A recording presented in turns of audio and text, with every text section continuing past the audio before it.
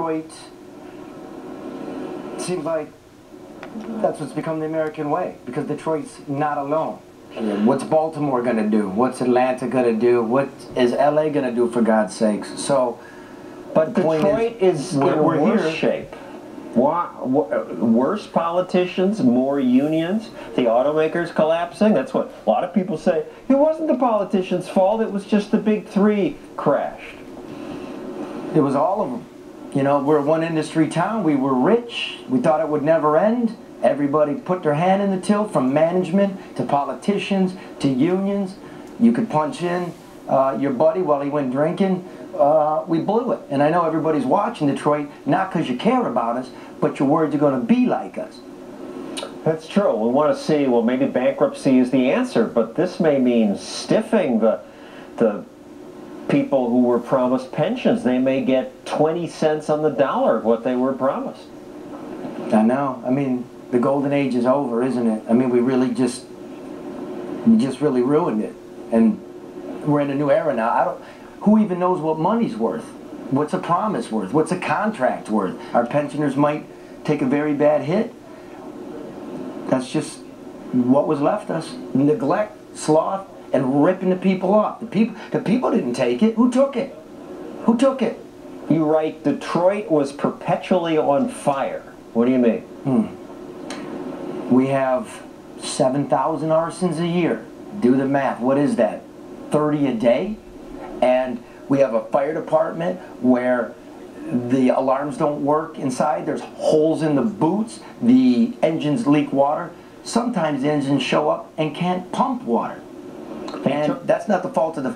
Go ahead. They took out the fire poles, sold the brass. Sold them, scrapped them. They did. Everything. Gone. Everything now is up for sale. The city did manage to build a new $60 million building to house fire department officials, and you tried to confront the deputy fire commissioner about that. He wasn't eager to talk. Deputy commissioner. What's that? I'm not sure if he was talking to me, Detroit, or he was talking to you. I didn't hear that exactly. So you're in charge of the maintenance of these firehouses. We're spending $60 million on a new public safety headquarters, and the houses we visited today should be condemned. How do you respond to that? You're responsible for that. Why don't you tell the truth? Let me get that to you. In this case, this man was actually fired for doing that. Yeah, as he should have been. You don't get to slap people around because you're unhappy with what they ask you, especially in your official capacity as the man responsible for making sure those houses are clean and safe, and not like some backwater whorehouse in Tijuana with feces bubbling through the floor. I don't know, John. Is it acceptable where you live? Is it acceptable that 911 breaks down and goes dark for 15 hours? Yeah, in Detroit now, if you call 911, you can't be sure the police will come. You interviewed one single woman living alone, had been robbed, and was afraid to go inside her home because the thieves might still be there. She was waiting for the police.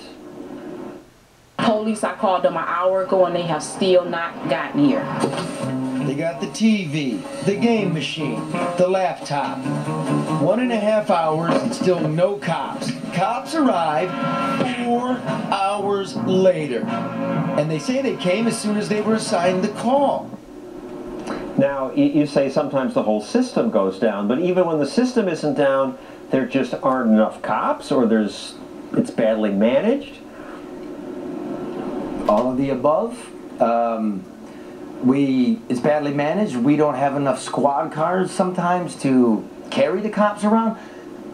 Their cars don't have computers in them. The cars don't have radios in them. They use their cell phones. Are you kidding me? Imagine one of our ladies goes to work, comes home, somebody's broken in. I want the muscle to show up and make sure she's safe so she can get in her house. We can't even do that. So what do?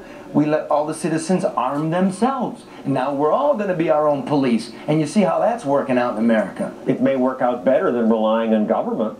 Well, again, now we got this Trayvon Martin deal, right? So maybe we're thinking it didn't work out better. Maybe we should leave policing to police. Let's look at a new documentary about Detroit. It shows what parts of the city are like now. This is 3 bedrooms. basement down here. I think it was firebomb. A lot of the antisocial behavior and violence we find is because communities are broken down. People don't interact with one another. They don't support each other in these difficult economic times. And in many cases, they don't see themselves as a community, even though they may live next door to one another. It's bad to other people because other people didn't grow up over here. But to us, it's just regular. You know what I'm saying? It's regular. It ain't nothing to us. The documentary was made by Andrew Rodney, who grew up in a suburb of Detroit. You title your film Deforce. Why? What's that mean? Deforce means to take property from its rightful owner by force. And we titled it that because I can't think of a more accurate word to describe what's happened in the last 50 years in Detroit. The politicians would say, hey, we have a plan. We can build these cool new buildings with our friends here, and they would use eminent domain to kick people out of their homes and make it worse. Yes, that happened many times. It happened with the building of I-75. It happened with the Poletown plant, where GM... The Poletown plant was a neighborhood called Poletown, where lots of people lived. Yes. Politicians said, we'll put an auto plant in there. Mm-hmm. And they kicked out thousands of people to make space for that auto plant. It was the politicians' vision. So what makes Detroit worse than other cities? Well, John, Detroit's just the first. It's the first city to experience a lot of the planning that went into a lot of cities. The Federal Home Loan Bank Board was a national program, but it was first in Detroit where they really started to build up neighborhoods around these federal subsidies, which sprawled them out and also racially segregated them. Detroit has the third highest income tax of any major city, and yet there's no money. How can that be? Where's it go? I'd love to know where the money went, but I'd better where'd the people go? Listen, when you pay the high income taxes, the only utility tax in the state, the highest car insurance, the highest homeowners insurance, the schools stink, and you get no police. You know what happens to the money and the people paying taxes? They hit 8 Mile Road, and the only people left are people broke paying the highest income taxes. But you know what 10% of a dollar is? 10 cents. Now, both of you talk about this 8 Mile Road. It's the title of the Eminem movie. You worked at a plant on... What's the significance of 8 Mile Road? Well, 8 Mile Road's a 8-lane highway, but it might as well be a border between two countries. It's the dividing line between Detroit and the northern suburbs. And things politically, economically, rich and poor. Pretty much. And things on both sides of those lines are just night and day different. And the politicians were going to improve the life of the poor by building housing projects. This was another one of their grand schemes, ones like the Brewster Douglas housing project. What happened? What happened? Exactly what happens when federal officials try and plan a housing project. It falls to pieces. No time at all.